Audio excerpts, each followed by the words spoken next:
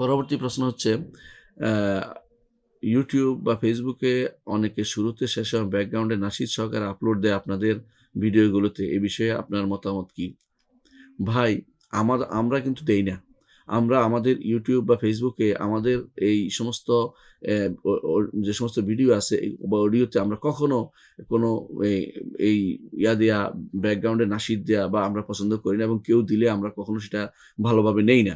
বরং আমরা বারবার সাবধান করছি যে কেউ যেন আমাদের এটার সাথে অন্য কিছু ঢুকিয়ে না দেয়, কাটফিস না করে, কোনো কিছু এড না করে বারবার বলছি।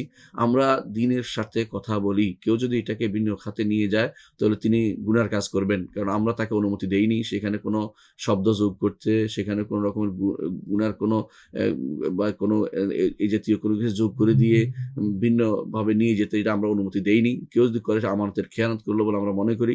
এজন্য তিনি নিজে সে যেভাবে আছে সেভাবে সেটা আরেকজনের কাছে সেটাকে অ্যা দিতে পারেন। কিন্তু কখনো তিনি এটা করতে পারেন না। অর্থাৎ তিনি নিজে এটাকে নিজের সাথে যোগ করে দিলেন, অ্যা নাশিদ যোগ করে দিলেন বা কোনো যন্ত্র যোগ করে দিলেন বা কোনো সুর যোগ করে দিলেন, এটা আসলে উচিত নয়। বরং আমাদের বক্তব্যগুলো যেভাবে আছে সেভাবে দেয়া উচিত।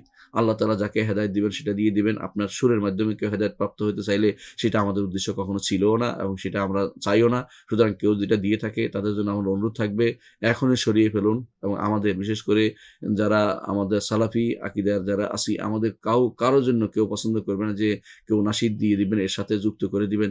এটা দেয়া কখনো জায়েজ মনে করি না আমরা এবং আমরা অনুমতিও দেই না এবং কেউ দিলে সেটা আমানতের খেয়ানত বলে মনে করি।